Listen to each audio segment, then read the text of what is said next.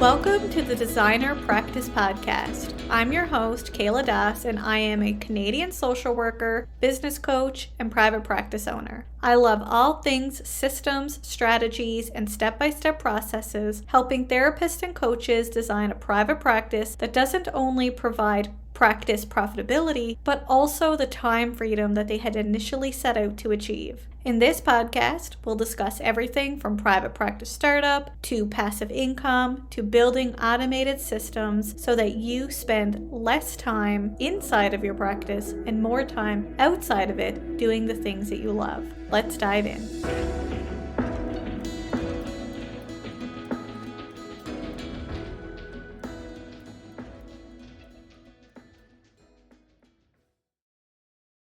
Today's podcast episode is sponsored by Jane app. Before we dive into today's episode, let's chat about Jane. Jane is an all-in-one practice management software that can help you manage your practice with a suite of features that makes it easy to meet with individuals, couples, and families. Jane is easy to use even for the least tech-savvy user. Reliability and security are important parts of running a private practice, so Jane is both PIPEDA and HIPAA compliant, and your data is stored safely in the country that you practice, so no matter where or how you practice, Jane is always with you in the most secure and helpful way possible. Whether you work from home or in an office, you can be confident that you'll finish your session notes quickly and securely. Wherever you have Wi-Fi, you have Jane. And Jane's support team is always ready to lend a helping hand. You can learn more at kayladas.com/Jane. That's kayladas.com/Jane. And when you use the promotional code EVASPARE1MO, that's EVASPARE1MO, you'll receive a 1-month grace period on your new Jane account. So check out Jane today. Welcome back to the Designer Practice Podcast, and I'm your host, Kayla Das. In today's episode, Jamie Rowswell, registered social worker and owner of Good Life Collective, will discuss how to build a private practice in a rural area. Hi, Jamie. Welcome to the show. I'm so glad to have you here today. Hey, Kayla. Thanks so much for having me. I'm really happy to be here. Jamie, before we dive into today's episode, please introduce yourself, where you're from, and tell us a little bit about your own practice journey, specifically as it relates to building a private practice in a rural area. Sure things. So yeah, again, just thanks for having me here today. And as you mentioned, I'm Jamie. I'm a registered social worker and owner and founder of Good Life Collective. So we're a rural mental health practice based in Wainwright, Alberta. We serve a fairly big area through Wainwright, Lloydminster, Provost, some of those surrounding communities. My journey to private practice was really shaped by my background. I came from a background working as a paramedic for close to 15 years and then decided that I kept seeing the results of systemic problems. And so I thought maybe if I could get ahead of that in more of a social work realm, it would be really beneficial for me, for others, that sort of a thing. And given that I had always worked in a rural area in EMS, it just felt like a natural transition to really focus on that same population. Rural areas that are, often underserved. So that's where we grew up, and we're a small but mighty little team here in Wainwright.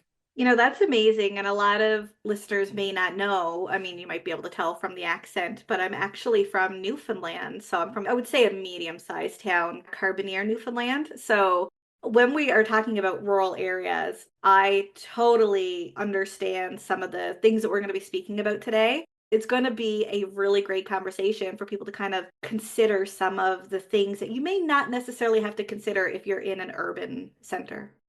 Yeah, absolutely. It becomes pretty packed, and you're right. There are definitely some big advantages and disadvantages to it, and people are drawn to those without a doubt. So you alluded to this, but why did you choose to work in a rural area? Yeah, so I grew up in a rural area, and like I said, worked pretty much my whole career in a variety of rural areas. At the end of the day, I just find there's something to be said for that sense of community and connection that I never really found in more of an urban setting. So there's just such a deep, deep need for services in rural areas. Like I mentioned, they're very underserved a lot of the time. But that sense of connection and community becomes such a support, I think, in rural areas as well. So if you can integrate into that, I think it feels really supportive. I mean, to start something like a private practice can be really daunting. But yeah, there could be a lot of excitement in it too, from the community aspect, people that are just stoked to have another resource at their fingertips, right? And to be able to tap into. The other piece being, I think people in rural settings face some pretty unique stressors, like access to resources is pretty limited a lot of the time. There's often more stigma, more isolation, just pieces like that. So, I mean, to be able to offer, like I said, a small and mighty team here to offer more humanistic, connection based, very accessible, non judgmental, relational services from people who are just members of their community versus having this really big power differential of professional and client, kind of really aim to even that out a little bit by being members of the same community. 100%. And I just know from growing up in Carbonear, like the nearest mental health therapist would have been St. John's, which is around an hour away. And as a result, most people do not drive that often to go there.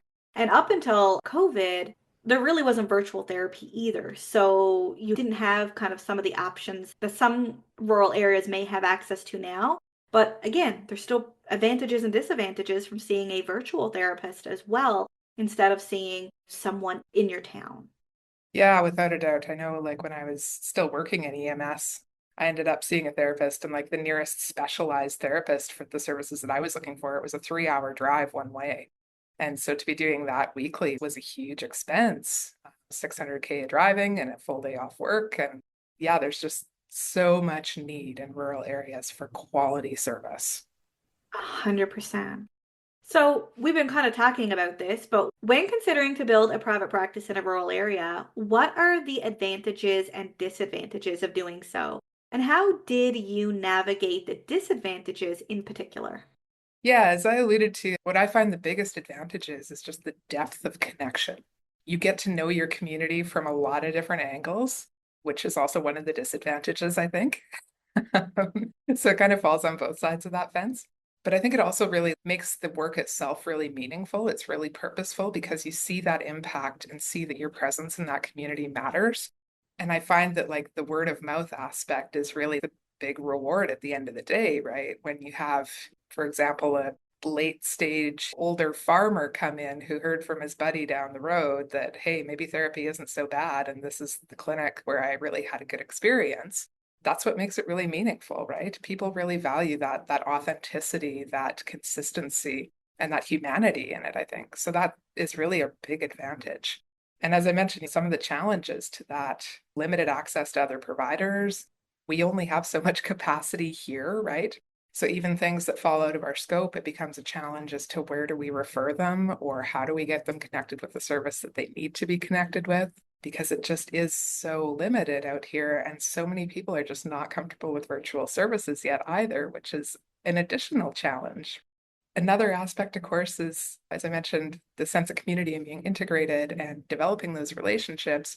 It can become too much in a way as well. When you know too much about so many different aspects of community and about different relationships, and you're constantly on this ongoing road of navigating dual relationships. How do you go to a yoga class when there's 6 of your clients in the yoga class? And how do you navigate going for groceries when there's the odd person that sees you and really doesn't want to see you out in public, right? And you can tell that they're uncomfortable with it. And the next person that you see at the grocery store wants to catch up and have a good chat in the aisle. So it's a lot of being really intentional, I find, about setting those boundaries ahead of time with clients and setting that expectation. I think every time that I meet with a new client, and I know my colleagues as well, we usually have that conversation to set that up with clients that this is a small community and we're in a rural area. Chances are we are going to see you out and about. And if and when that happens, you're totally welcome to say hi to us, but we're not going to initiate contact with you just to protect your privacy. So it's interesting. I mean, you can put as much intention behind that as you possibly can and still find those situations that can catch you a little off guard with that, right? No, that makes complete sense. Something you said earlier was having a therapist around breaks down the stigma, right? Because it's like now it's word of mouth. Like one farmer saying, hey, I went to Jamie. She's amazing. You should give her a try. It's like, oh, I never thought about that. And I just know, me growing up in a small rural area that didn't have any therapists, really therapy wasn't the conversation because it was kind of out of sight, out of mind. There was nobody around. So why would you talk about it? Because it didn't exist. And I would assume, now this is a total assumption, that even with virtual therapy, that again, out of sight, out of mind. If you don't know a therapist, if you don't see a therapist, if the nearest therapist is, like you said, 3 hours away, it may not be as accessible because people don't really know that it exists. Yeah, absolutely. I think there's definitely that running in the background as well. Yeah. And I think like a lot of people as well, really, like I mentioned, that the sense of everyone knowing each other's business in a small community, there's even a lot of hesitance sometimes for people to come in the building. So there's some people that really benefit from the virtual aspect because it's a little bit of an entry point there. But like another piece that we're very intentional about here is even scheduling our clients so there's enough time in between that nobody's overlapping in the waiting room and like things like that to keep a little bit of distance that way. So, I mean, you can put a lot of intention into that and keep it as much flexibility, but I mean, having those conversations well ahead of time, I think, is really vital. Now, those are really great points. So, when it comes to marketing, what strategies have you found to be the most helpful in building your rural practice? And do you have any advertising tips for any listeners considering opening a practice in a rural area? I would say maybe a bit of an anomaly here. I've just never found any traction with traditional marketing in this market. When I first started, I was trying Psychology Today and like those sorts of pieces, right? Social media. That I found in this setting anyway got me so far. What I found to be the most impactful thing, as I mentioned, was word of mouth, ensuring that everyone who calls the practice gets a call back, right? That nobody's left hanging. And even if we aren't the right fit for them, that we make sure that they're connected with the right fit. The other piece, making sure that we're connected with community agencies. So we've developed some really beautiful relationships with a couple community agencies, both here in Wainwright and then another couple surrounding towns as well, and have developed really great working relationships with them in order to deliver like subsidized counseling for people who maybe don't have benefits or maybe don't have access through Recovery Alberta or something along those lines. So we're able to offer a subsidized rate to those folks with the support of some of these community agencies. It's also really helped to partner with these agencies and do some psychoeducational chats and that sort of a thing that are open to the public or targeted to different audiences. And I think even just that gets your face out in front of these communities is you're just another person, just another member of the community who has a little bit of a different skill set, a little bit of knowledge and experience to share with them, right? So I've found that that really breaks things down a significant amount. Even a couple weeks ago, I gave a chat in a neighboring community, and it was, an hour and a half chat, and just the amount of people who reached out following that was really incredible to see. So it's a little bit of a more non-traditional, I would say, approach to marketing, but really emphasizing the importance of those community connections. I love that you highlighted kind of those referral relationships or word of mouth because really, and this is even in urban centers, they will always be the number one marketing strategy, even though a lot of people find like they're the last I want to do, right? Because they're scary. You have to reach out to people you've never reached out to before, but they will always be number one. They did kind of go down a little bit during the beginning of the pandemic because people weren't really seeing each other and things like that. But it's really ramped up again, and especially going back to what I said earlier, if you're in a rural area that really kind of out of sight, out of mind, and people don't even know that therapists exists, they may not be Googling or going on Facebook looking for a therapist. What they're doing is they're talking to people saying, hey, I have X issue. Oh, yeah, well, guess what? There's Jamie over on this street. And that is how, again, in a rural area, people are kind of talking to each other, kind of learning from each other. They're talking to friends and families. And one of the things that I do with my business coaching clients all the time is we go through what I call a private practice persona. And the very final thing is identifying, where are your clients? What are they looking up? Are they even looking for a therapist? If they're not, where can you show up? Like you said, like those workshops, right? If someone's having stress at work and you have a stress at work workshop, and they're like, oh, that's super cool. And then they learn about you and that you're a therapist and they reach out to you. And all of those types of things, whether it's rural or urban, can be really effective because now people are building that trust with you. But you do need to know, who are they talking to? Where are they? And it's other people within the community or other organizations in the community. Yeah, I would absolutely agree. I think like the other big one that's really helpful to get tapped into in rural practice is connecting with your local healthcare providers. Because when you say, where are these people? A lot of times they're at their doctor, their nurse practitioner, the primary care network, right? And those healthcare workers that are serving these folks often don't have access to the resources either, right? Are often wondering what's out there, where to point folks. So that's a really valuable connection as well, or even your local physiotherapy clinic or chiropractors. Or I found those connections really, really meaningful and helpful in those early days and continue to be really great relationships and great referral sources as well. Yeah, and depending on the types of clients you see, it could be even like lawyers, right? Especially if you're dealing with child custody, divorce, it could be motor vehicle accidents. Lawyers are seeing people first as well, and that might be a great connection to also reach out to in your community, should a lawyer exist in your rural community. Yeah, that's exactly it. But I think that really shows the importance of building those connections. Like I said, the best and toughest part of rural practice is those connections, right? And building those professional relationships for those referral sources over traditional marketing. I found just far more success in that. Yeah, I completely agree. So, do you have any additional advice, insights, tips for listeners about how to build a private practice in a rural area? I think the biggest takeaway that I have found and the biggest piece that I would share with anyone is just to not underestimate the power of trust in a rural community and doing everything within your power to build that trust and maintain that trust and to really prioritize integrity, good, honest, quality, integrity filled, ethical practice.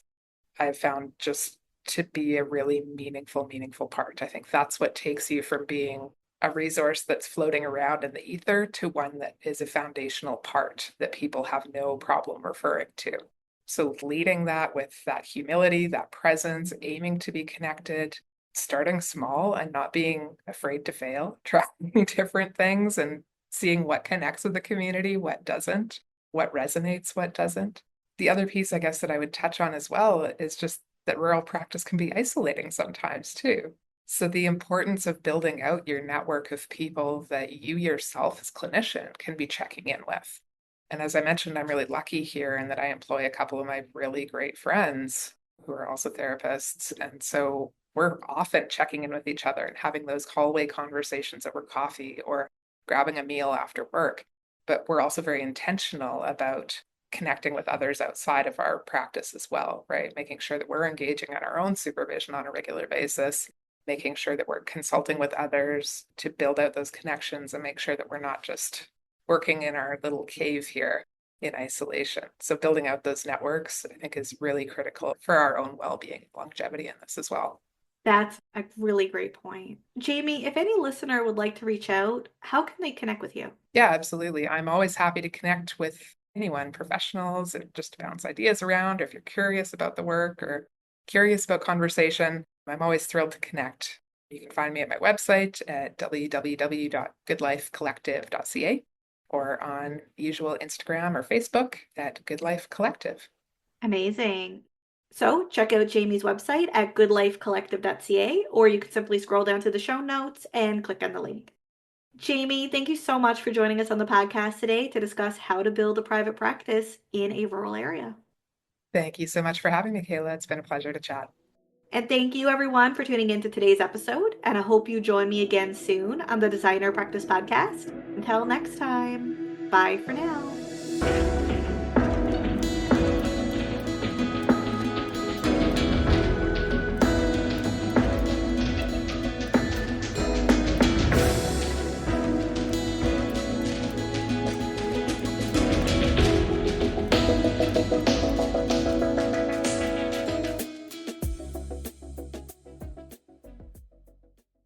Please be advised that the podcast advertisements and links in this episode may be affiliate and or sponsor links where Evaspare Inc. and the Designer Practice Podcast receive compensation for sales or signups made through link clicks. This helps the Designer Practice Podcast continue to provide free and valuable content to you each week. Thank you, and we appreciate your support.